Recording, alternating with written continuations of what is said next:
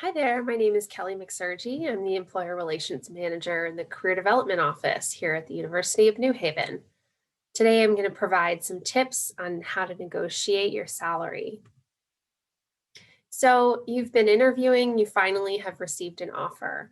Congratulations. Take a moment to celebrate. And then I have a couple suggestions right off the bat. You want to make sure that you ask for the offer in writing. Typically, you would ask for that in an email if it comes through over the phone at first. And then with that hiring manager, whomever that you're talking to, establish a timeline so that they know how long they need to wait to hear from you. You may want to take the evening to think about the offer. You may want to take and ask for the rest of the week. Can I get back to you by Friday? Another option would be to offer to get back to them after the weekend and suggest that maybe you need some time to talk it through with your family. Um, my other suggestion is to encourage you to think about making the attempt to negotiate. In a recent study of over 700 hiring managers, 90% of them said that they had never retracted an offer because an entry level candidate attempted to negotiate. So let's just talk a little bit about what is in a job offer. Typically, the job offer will include the salary, the expected start date, and then they will usually include information about benefits, vacation, or sick time if those things are available.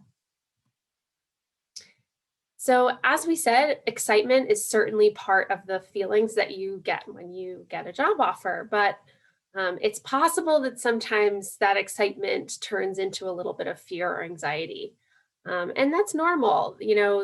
There's a lot of pressure, especially in some of these first jobs. This is your livelihood. You've put a lot of pressure on yourself to complete a degree. So it's understandable that you're feeling that way. The other thing is that negotiating salaries is one of the things we do the least in a job search. We get very comfortable at searching for opportunities, preparing a cover letter and resume, even interviewing. You do more often, but to get to the point of negotiating salary, it doesn't happen that often. So it's new for us. It's uncomfortable, and so that can create a little bit of anxiety. And then sometimes you might just think, man, isn't negotiating just too hard? Shouldn't I just accept what they offered and be done? Um, and so those are all pretty normal feelings. When it's worth negotiating, um, I would say you want to make sure that you actually have a written offer. Um, you want to be able to clearly spell out the value that you're bringing to the organization and the role. And I'm going to talk a little bit more about that shortly. You want to make sure that this isn't a job, if you accept it right away, that you're going to resent quickly, right? And then if this is a job that you're definitely not going to take at the current salary, um, that's definitely a reason to negotiate. Why is negotiating or considering negotiating a salary important? Um, it's possible that you could be, as they say, leaving money on the table. You're setting yourself up for your future financial growth. And so I kind of put together a quick chart to kind of visualize that. So we have two candidates, and they were both interviewing, or imagine they were both going for a similar role at a similar salary range. And candidate A is offered an initial offer of $45,000 a year. Candidate B is also offered that $45,000, but negotiates and arranges for the initial offer to come up to 55. And as we see over the next 4 or 5 years, we can watch that growth. So a typical raise to keep up with inflation would be about 3% in a year. So you can see both candidates bump up 3%. And then in the next year, in my imaginary life, they both receive a 5% promotion that year. And then the following 2 years, they also receive kind of that 3% keeping up with inflation. And you can see where they sort of end. Candidate A is still not making what candidate B started with. And so that's sort of the point I wanted to make in showing, the potential for growth. It's not just about this position at this time, but also your growth within that company or organization. So what do? We want to research our value, we want to restate our value, and then we might want to raise our value. So research, it's two parts. You want to research and be comfortable with your value. What do you bring? And of course, a lot of this is listed on your resume. You talked about some of it in interviews in order for you to get to the point of job offer. But it's also keeping in mind all of the other little things, right? That you've collected over your years of experience, whatever those years might be. And so this research is really going to provide confidence for you to go in with confidence in negotiating. As far as salary, you really do want to research the salary quite a bit. And some resources to consider in order to do that are PayScale and Salary.com. The US Department of Labor provides some labor statistics that can really be helpful. LinkedIn can also be helpful. And then thinking about your network. Do you know anybody that has done this role? Do you know anybody at this company or organization?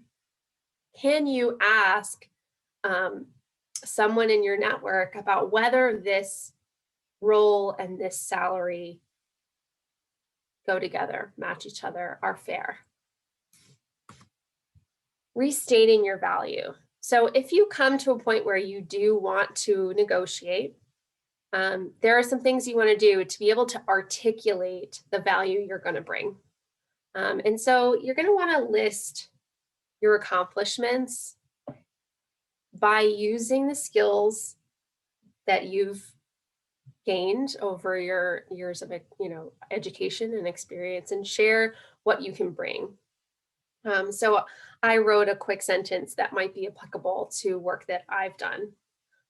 And I would say something like, I grew attendance at online workshops by improving marketing and applying survey results so that we can provide more relevant content to our audience.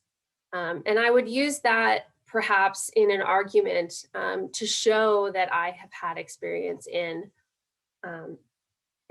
building attendance and workshops, for example. Things you don't want to do in this restatement. You don't want to necessarily say that you need money because of expenses that you have, right? My rent, right? Or I have student loans. That's not the reason why you want to ask for what you're asking. The other thing you don't want to do is name a company that pays this much money for a coordinator, let's say. It is entirely acceptable to show that you've done market research, but you don't want to pin one company against the other. And the last thing you want to do is think about the raise your value. So in your research, what you're going to do is identify sort of an average or a target salary. And so in this particular example, we've found that for whatever role, this imaginary role we have, the average that you've found over several platforms is $45,000 a year. From that, you're going to set a salary range. And so this is different from a salary range that may have been advertised in a job description or discussed in an interview. This is your personal research, right?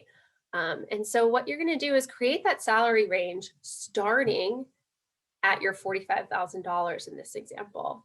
And you don't want to make this range any more than 10 or 20%. And for most cases for entry-level roles, we're going to stick to more about 10%.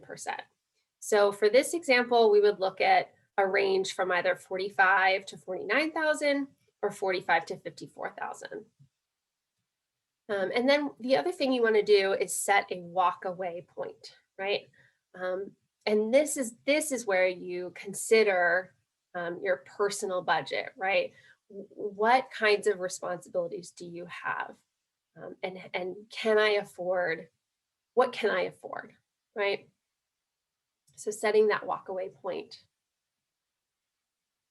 But how? How do I actually? What words do I say? How do I do it?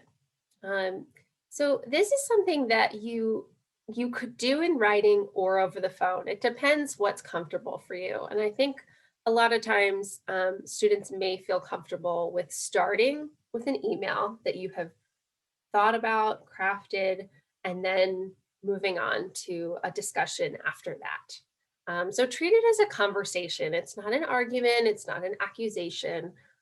It goes back and forth.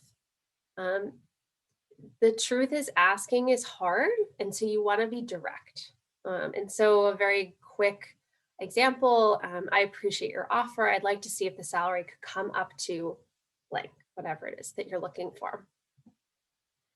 Feel confident because you've done that research, right? You've done research about yourself, you know that you know your value, and you've done research about the market and what others are paying for these particular skills and qualifications.